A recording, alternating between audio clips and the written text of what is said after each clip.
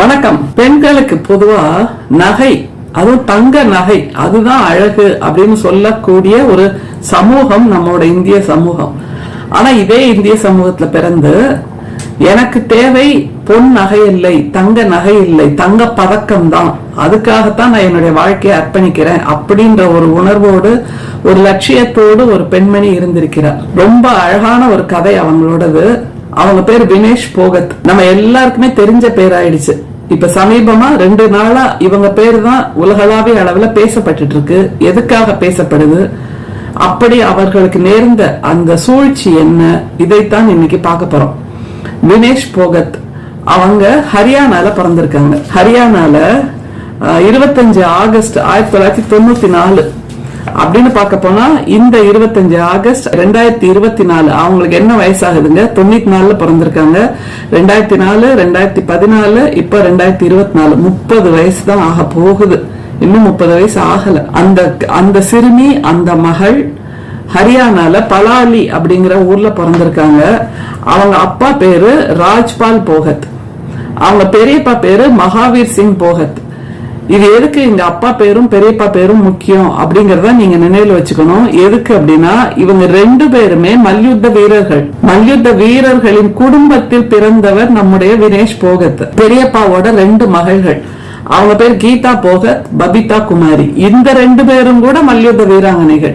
அதாவது குடும்பமே வாரிசா அவங்க அப்பா, பெரியப்பாவோட 2 மகள்கள், நம்முடைய வினேஷ் போகத், இப்படி எல்லாருமா மல்யுத்தத்தில் தான் ஈடுபட்டிருக்கிறார்கள் அப்படிங்கறத மிக முக்கியம். இத ரொம்ப சுலபமா அப்பாவும் பெரியப்பாவும் சேர்ந்து பண்ணிட்டாங்களா அப்படின்னா அது இல்லை. ஏன்னா நம்ம சமூகம் தான் இப்போ அவல் மெல்ற சமூகம் இல்லையா? ஐயோ, ஒரு பொண்ணுக்கு நீ எப்படி மல்யுத்தம் கத்து கொடுக்கற, இதெல்லாம் நான் குடும்பத்துக்கு ஆகாதாச்சே, அவ என்ன மாதிரி ட்ரெஸ் போட்டுப்பா, என்ன மாதிரி மசில் வளர்த்துப்பா, இதெல்லாம் வேணுமா? அவளுக்கு கல்யாணம் பண்ணி குழந்தை குட்டி பெத்துக்கிற வாய்ப்பை கொடு, மல்யுத்தம் சொல்லி கொடுக்காத அப்படின்னு சமூகம் இவர்கள் மீது திணித்த அந்த கட்டுப்பாடுகளை எல்லாம் அப்பாவும் பெரியப்பாவும் உடைத்து நொறுக்கி தன்னுடைய பெண்களுக்கு இந்த கலையை கற்றுக் கொடுத்திருக்கிறார்கள்.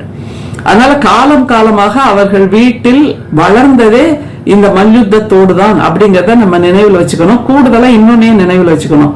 என்னன்னா அப்ப எவ்வளவு தூரம் உணவில் அவர்கள் கட்டுப்பாடோடு இருந்திருப்பார்கள். உணவு கட்டுப்பாடுங்கிறது நம்ம எல்லாம் பின்பற்ற மாதிரி இன்னையில இருந்து நான் டயட்ல இருக்க போறேன்பா அப்படின்னு ஒரு நாள் இருந்துட்டு மறுநாள் ஐயோ முடியலையே அப்படின்னு போய் நிக்கிறது இல்ல. காலமாக குடும்பமாக அப்பாவில் ஆரம்பித்து பெரியப்பாவில் ஆரம்பித்து பெரியப்பா மகள்களில் ஆரம்பித்து எல்லாருமே டயட் என்பது, சரியான உணவு முறை என்பது அவர்களுக்கு வாழ்க்கையில் இயல்பாகி போன ஒரு விஷயம். அப்படிப்பட்ட ஒரு குடும்பத்தில் பிறந்து 2014 இருந்து நம்முடைய தினேஷ் போகட் இந்த மாதிரியான மல்யுத்த போட்டிகளில் கலந்து கொள்ள ஆரம்பிக்கிறாங்க. ஓகே, அப்ப 2014ங்கிறது என்ன வயசு அவங்களுக்கு யோசிச்சு பாருங்க. 1994 பிறக்கிறாங்க. 2004, 2014, 20 வயசு தான்.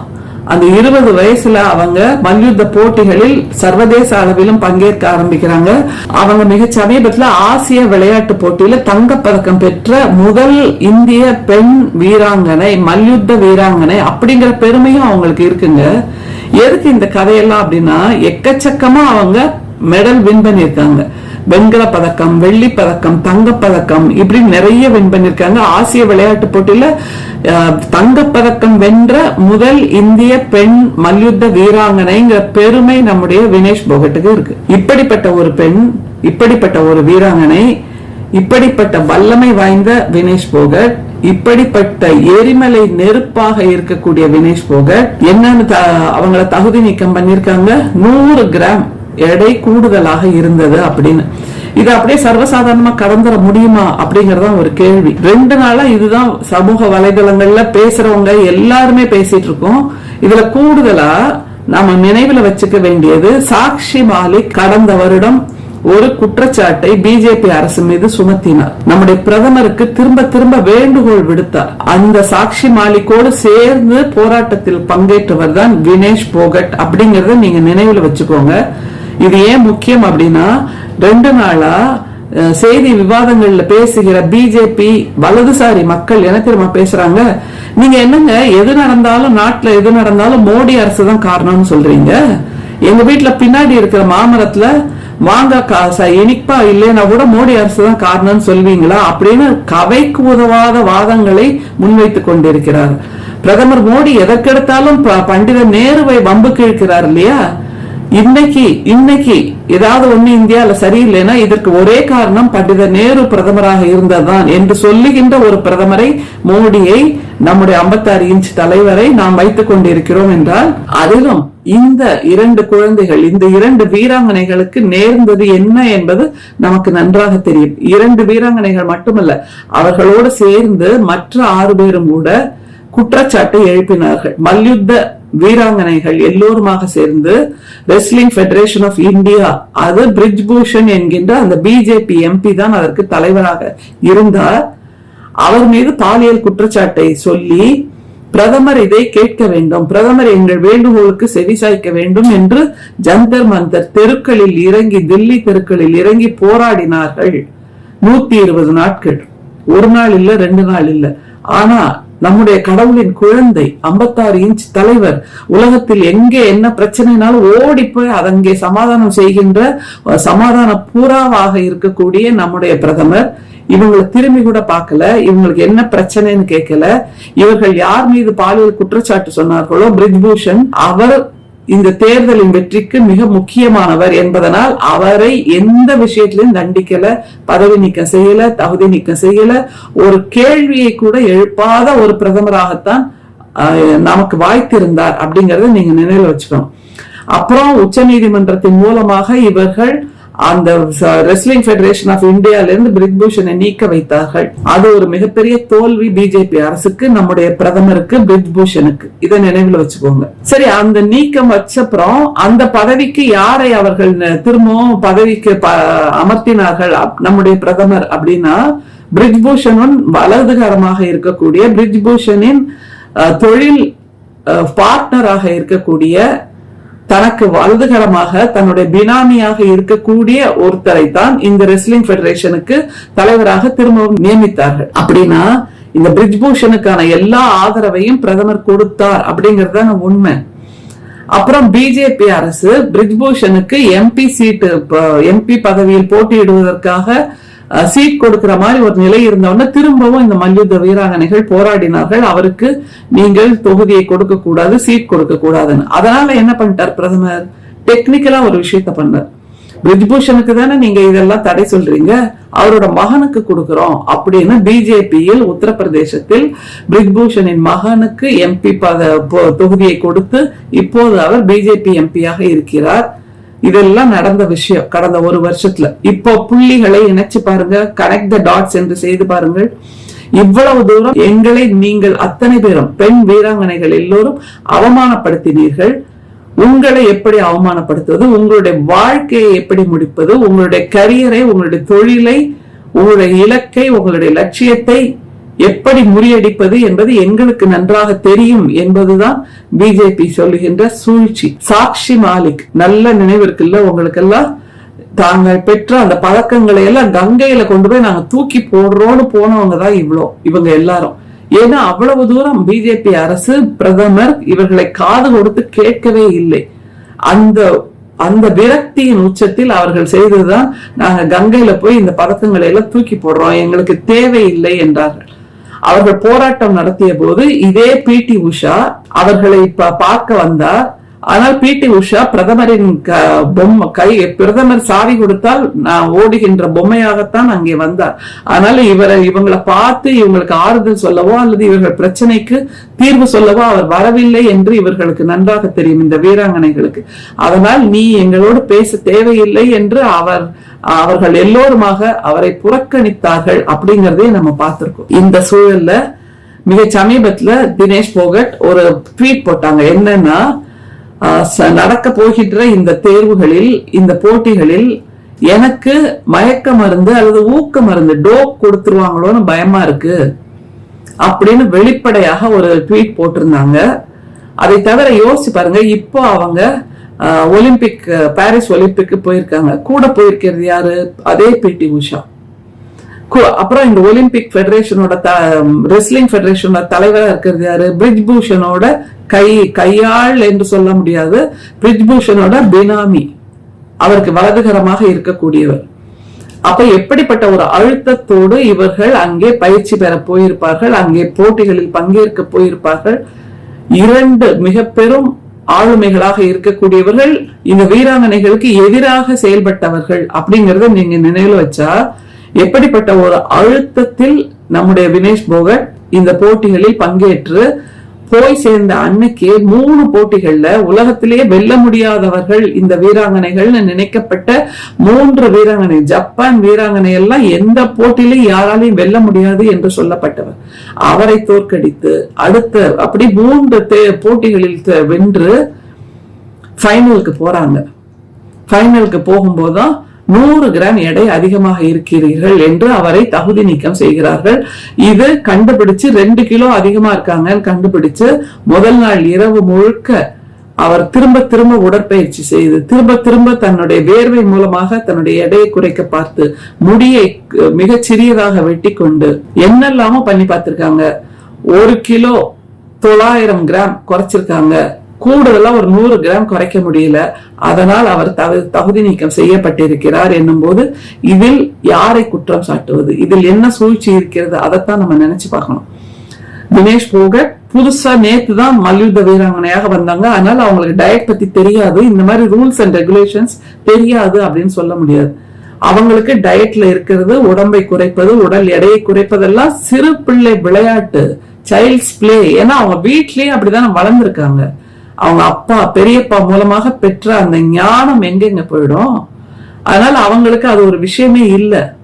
ஆனால் உணவுக்காக, தன்னுடைய உடல் பயிற்சிக்காக அவர் மிக நம்பி இருக்கக்கூடியது யாரு என்றால் அவங்களோட நியூட்ரிஷனிஸ்ட், டயட்டிஷியன், இவங்க மேனேஜர், டீம் மேனேஜர், இவங்களதான் நம்பியிருப்பாங்க.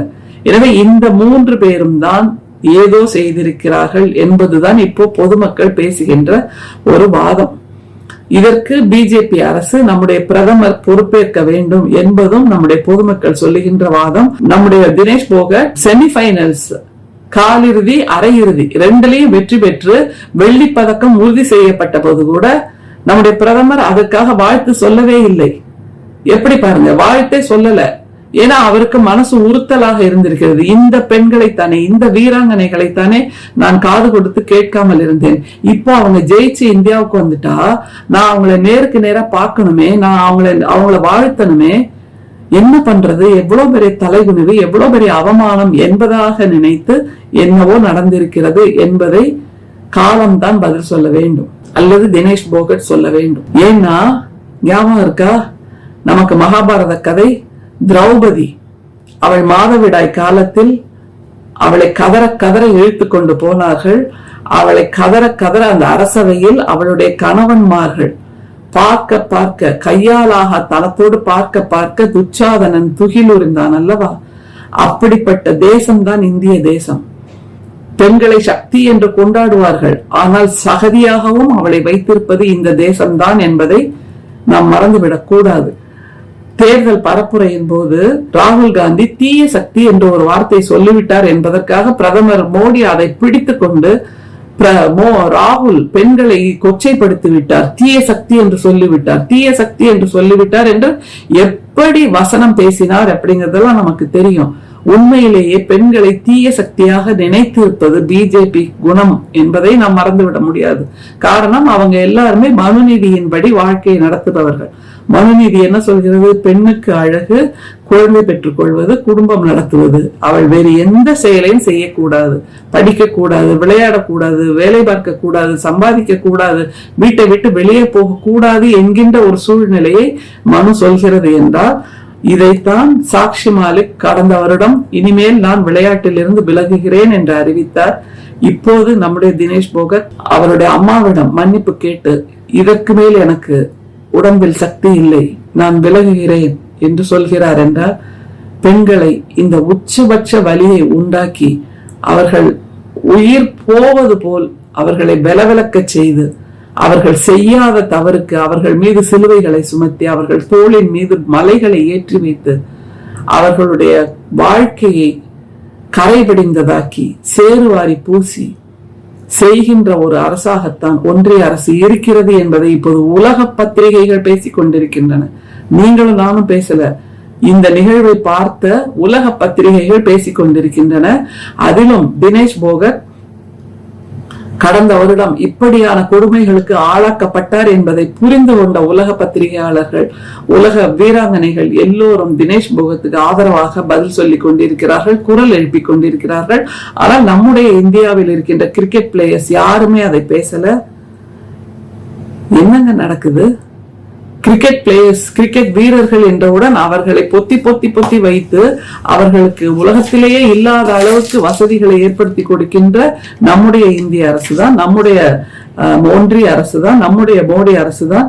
இந்த பெண் வீராங்கனைகள் மோடி அரசை எதிர்த்து கேள்வி கேட்டார்கள், பிஜேபியின் உறுப்பினரை எதிர்த்து கேள்வி கேட்டார்கள், அவர் மீது பாலியல் குற்றச்சாட்டுகளை சொன்னார்கள் என்ற போது அவர்களுடைய வாழ்க்கையை முற்றுப்புள்ளியோடு நிறுத்தி வைப்போம் என்று இன்றைக்கு செய்திருக்கிறார்கள். இதுல சூழ்ச்சி இருக்கிறது இல்லை என்பதெல்லாம் தாண்டி தினேஷ் போகத் நிச்சயமாக அவருடைய டயட்டீஷியன் கொடுத்த அல்லது அவருடைய நியூட்ரிஷனிஸ்ட் கொடுத்த, அவருடைய மேனேஜர் கொடுத்த உணவைத்தான் சாப்பிட்டிருப்பார், நம்பிக்கையோடு சாப்பிட்டிருப்பார் இல்லையா? என்னுடைய இலக்கை அடைவதற்கு இன்னும் ஒரே ஒரு போட்டி தான் பாக்கி இருக்கு, அதற்கு என்னுடைய டீம் எனக்கு உதவியாக இருக்கும் என்று அவர் நினைத்திருப்பார். அதனால் அவர்கள் கொடுத்த உணவை அவர் சாப்பிட்டு இருக்க கூடும்.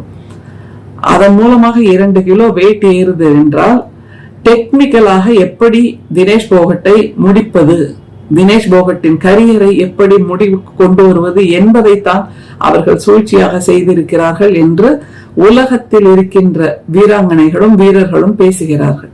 ஏனென்றால் தினேஷ் போகத் நேற்றைக்கு வந்தவர் அல்ல மல்யுத்தத்துக்கு, அவருடைய குடும்பமே மல்யுத்த குடும்பம் என்னும் போது இந்த ஒரே ஒரு லூப் ஹோல், இந்த ஒரே ஒரு சூழ்ச்சி தான் இங்கே நடந்திருக்க முடியும் என்பதை நம்மால் நினைத்து பார்க்க முடிகிறது.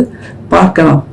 பெண்களை மீண்டும் மீண்டும் இழிவுபடுத்தினாலும் அவர்கள் நீங்கள் எவ்வளவுதான் தண்ணீருக்குள் அழுத்தினாலும் பீரிட்டு மேலே வருவார்கள்.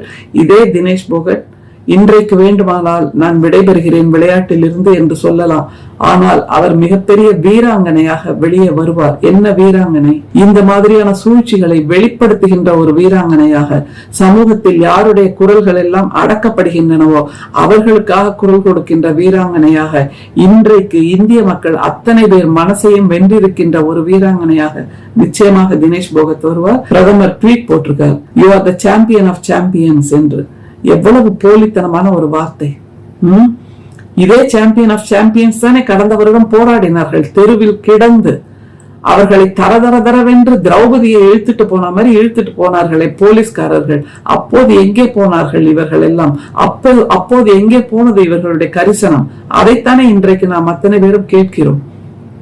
எனவே இந்த மாதிரியான போலியான கரிசன வார்த்தைகள் எங்களுக்கு தேவையில்லை. உங்களை நோக்கி எதிர்குரல் வருகிறது என்றால் உங்கள் பக்கத்தில் இருந்த தவறுகளை நீங்கள் நினைத்து பார்க்க வேண்டும். பாலியல் சீண்டல் செய்தவர்கள், பாலியல் சுரண்டல் செய்தவர்கள், வன்புணர்வு செய்தவர்கள், பொருளாதார குற்றம் செய்தவர்கள், இவர்களில் அத்தனை பேருக்கும் தான் பிஜேபியில் பதவி கிடைக்கிறது, மந்திரி ஆகிறார்கள், எம்பி ஆகிறார்கள் என்றால் இது எவ்வளவு பெரிய இழிநிலை!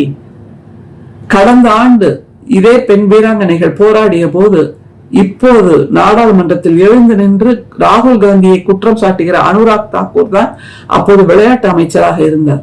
எவ்வளவு கேலி பேசினார் இந்த வீராங்கனைகளை என்பது நமக்கு நன்றாக தெரியும். ராகுல் காந்தியை சொல்கிறார் அல்லவா, ஜாதி தெரியாதவன் எல்லாம் சாதியை இடஒதுக்கீட்டை பத்தி பேச வந்து விட்டார்கள் என்று. அப்படிப்பட்ட இழிவான சொற்களைத்தான் வீராங்கனைகளை பார்த்தும் அனுராக் தாக்கூர் சொன்னார். ஆனால் அவருக்குத்தான் மீண்டும் எம்பி பதவி கிடைத்திருக்கிறது என்றால் இந்த பக்கத்தில் வலதுசாரிகளாக அல்லது பிஜேபி அரசியல்வாதிகளாக, பிஜேபி தலைவர்களாக இருக்கிற எல்லோருமே பெண்கள் மீது கரிசனம் இல்லை, பொதுமக்கள் மீது கரிசனம் இல்லை என்பவர்களாக இருக்கிறார்கள். இதற்கெல்லாம் என்ன பதில்? காலம் பதில் சொல்லும். நிச்சயமாக தினேஷ் போகத்தின் கண்ணீர் வீணாகாது. நன்றி, வணக்கம்.